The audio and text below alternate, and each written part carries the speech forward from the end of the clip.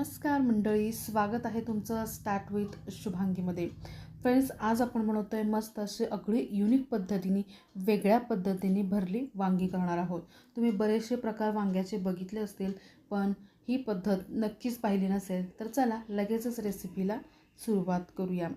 इथं मी एक कांदा घेतलेला आहे. तेलावरती छान असं परतून घ्यायचं आहे आपल्याला. मसाल्याचा जो एक बेस असतो तो आपल्याला तयार करायचा आहे. तर त्यासाठी कढईमध्ये इथे 1 चमचा तेल घेतलेला आहे. एक कांदा बारीक चिरून टाकला आहे. कांदा छान लाल रंगावर परतून झाला की आपल्याला याच्यामध्ये अर्धा टोमॅटो टाकायचा आहे. आता हे दोन्ही छान परतून घेऊन आपल्याला हे थंड करून घ्यायचं आहे. ओके, तर आता आपण ह्याला गार करायला ठेवूयात. मिक्सरच्या भांड्यामध्ये इथं आपल्याला थोडंसं सुकं खोबरं घ्यायचं आहे. एक 7-8 तुकडे आहेत. त्यानंतर 2 चमचे भाजलेले शेंगदाणे घ्यायचे आहेत. त्यानंतर आपल्याला भरपूर अशी हिरवीगार कोथिंबीर घालायची आहे. आता हे मिक्सरला छान बारीक असं वाटून घेतलं आणि ही पेस्ट बनवून घेतली. आता हे आपण फ्रीजमध्ये स्टोअर देखील करू शकतो, लागेल असं आपण वापरू देखील शकतो. तर चला आता वांग्यासाठी एक मसाल्याचा बेस जो असतो तो तयार करायचा आहे. कांदा आणि टोमॅटो भाजून घेतलेलं मिश्रण थंड झालेलं आहे. आता त्यामध्ये आपण आत्ता तयार केलेली पेस्ट टाकायची आहे, जी शेंगदाणे आणि सुकं खोबरं वापरून आपण बनवलेली आहे. लागेल इतकी घ्यायची आहे ही. ओके, थोडीशी साखर याच्यामध्ये घालायची आपल्याला, कारण आपण याच्यामध्ये जे काही मसाले तिखट वगैरे टाकणार आहे तर ते बॅलन्स होण्यासाठी चिमटभर साखर खूप गरजेचं आहे. त्यानंतर चवीनुसार मीठ टाकून घेऊयात. ओके, त्यानंतर आपण टाकणार आहोत लाल तिखट. इथं माझ्याकडे एव्हरेस्टचा तिखा लाल वापरते मी. तुम्ही कोणतंही लाल तिखट घेऊ शकता. ओके, साधारण एक 1.5 चमचा लाल तिखट इथं मी वापरते. तिखट तुमच्या आवडीनुसार घेऊ शकता. त्यानंतर आपण टाकूयात धने पावडर आणि जिरे पावडर. एक अर्धा चमचा टाकला आहे. अर्धा चमचा हळद टाकलेली आहे. त्यानंतर एक साधारण पाऊण चमचा मी कांदा लसूण चटणी घेतलेली आहे. कसुरी मेथी वापरते आणि 1 चमचाभर तेल. कांदा लसूण चटणी जर नसेल तुमच्याकडे तर त्याऐवजी तुम्ही गरम मसाला वापरू शकता. आता हे सर्व मिश्रण नीट एकजीव करून घेऊयात. व्यवस्थित असं हाताने कालवून घेऊयात, जेणेकरून सगळं मीठ, मसाले आणि खोबरं एकजीव होतील आणि व्यवस्थित आपल्याला वांग्यामध्ये ते भरता येईल. तर तुम्ही बघू शकता मस्त कलर टेक्स्चर आलेला आहे. ओके, आता इथं वांगे घेतलेले आहेत मी. वांग्याला मध्ये अशा आपल्याला काप द्यायचे आहेत. वांगे असे चिरून घ्यायचे आहेत आपल्याला या पद्धतीनं, तुम्ही बघू शकता. त्यानंतर कढईत तेल घ्यायचं आहे. तेलावरती थोडीशी वांगी आपल्याला फ्राय करून घ्यायचे आहेत. अगदी डीप फ्राय करायची नाही आहेत, शॅलो फ्राय करून घेतलात तरीही चालेल. ओके, साधारण थोडंसं कलर चेंज होईपर्यंत आपल्याला हे थोडंसं शॅलो फ्राय करायचं आहे. ओके, तर मंडळी तुम्ही बघू शकता वांग्याचा कलर जो आहे तो चेंज झालेला आहे. तर घरात कुणाला वांगा आवडतं, कुणाला बटाटा, तर त्यासाठी मी काय केले, थोडेसे बटाटेसुद्धा या वांग्याच्या ग्रेव्हीत करणार आहे. म्हणजे ज्यांना वांगे आवडते तो रस्सा वांगा आपण वाढू शकतो, ज्यांना बटाटा आवडते त्यांना आपण बटाटे देऊ शकतो. प्रत्येकाला वेगळी भाजी करायची गरज नाही आहे. आणि वांगं बटाट्याचं एकत्र जर वांगं बटाटा रस्सा बनवलं तर तेही खूप सुंदर लागतं. कॉम्बिनेशन खूप मस्त लागतं. तर चला बटाटेसुद्धा आपण तेलावरती थोडंसं शॅलो फ्राय करून घेऊयात. तुम्ही बघू शकता अगदीच मी लाल होईपर्यंत तळलेलं नाही आहे. आता हा मसाला जो आहे तो आपल्याला वांग्यामध्ये भरून घ्यायचा आहे. वांगे आपली थंड झाली आहेत. ओके, तो मसाला आपण भरून घेऊयात. ओके, अशा पद्धतीने. ओके, दुसरंसुद्धा भरून घेते मी.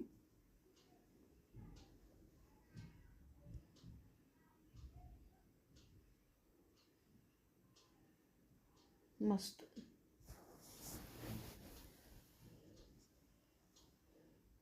तर मंडळी सर्व वांगी आपली भरून झालेत. आता आपण याच्यासाठी लागणारी फोडणी करून घेऊयात.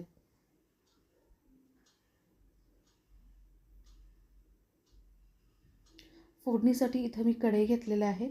कढईमध्ये साधारण 2 ते 3 चमचे तेल घेतलेलं आहे. तेल छान गरम झालं की त्यामध्ये आपण टाकूयात मोहरी.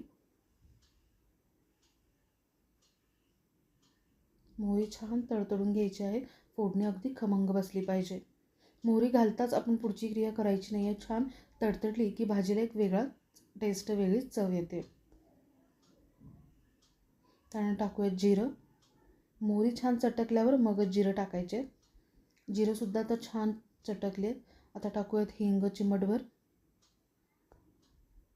आणि ही आहे आलं, लसूण आणि कोथिंबीर यांची एकत्रित पेस्ट, जी मी खलबत्त्यात ठेचून घेतलेली आहे. मस्त.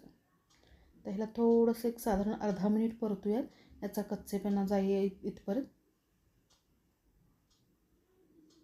ओके,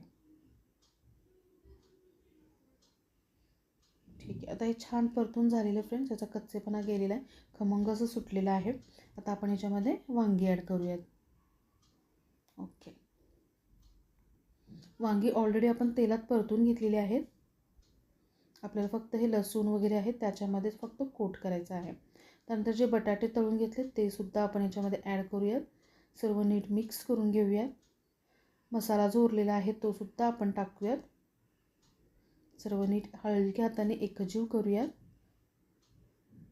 आता एक झाकण ठेवून आपण याला वाफेवरती ठेवणार आहोत आणि वरती झाकणवरती आपण पाणी ठेवणार आहोत, जेणेकरून भाजीला आपली छान वाफेवर शिजेल आणि आपल्याला पाणी लागलंच तर वरचं पाणी गरम होईल, ते आपण फोडणीमध्ये वापरणार आहोत. याने काय होईल, भाजीचा खमंगपणा टिकून राहील, भाजी आपली छान स्वादिष्ट होईल, जास्त पांचट होणार नाही. तर साईडला थोडंसं गरम पाणी करून घेतलेलं आहे मी. ताटातलं अजून गरम झालं नव्हतं म्हणून साईडला मी थोडंसं गरम पाणी करून घेतलेलं आहे.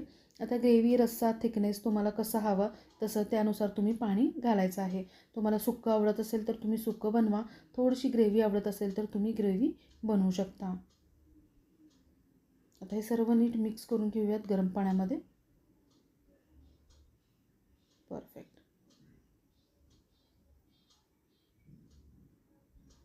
सर्व तिखट, मीठ आपण सगळं आपण मसाल्यामध्येच घातलेलं आहे फ्रेंड्स.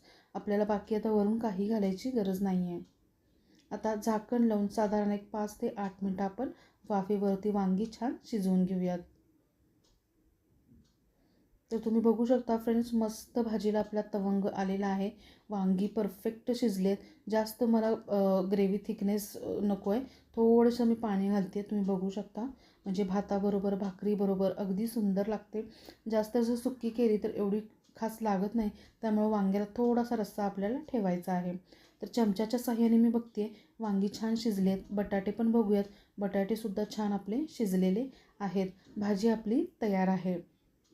मस्त परफेक्ट कलर, परफेक्ट हे कलर आलेला आहे, परफेक्ट टेक्स्चर आलेला आहे, तवंग आलेला आहे. भाजी आपली एकदम परफेक्ट झालेली आहे. तर फ्रेंड्स, आजची वांग्याची ही सोपी पद्धत तुम्हाला कशी वाटली मला जरूर कळवा. आणि रेसिपीमध्ये आणखीन कोणत्या भाज्या तुम्हाला बघायला आवडतील हे सुद्धा मला नक्की कमेंट करा. रेसिपी जर आवडत असेल तर लाईक, शेअर करा, कमेंट करा आणि चॅनलवरती जर नवीन असाल तर चॅनलला सबस्क्राईब करायला विसरू नका. मी भेटेन पुढच्या रेसिपीसोबत. तोपर्यंत धन्यवाद.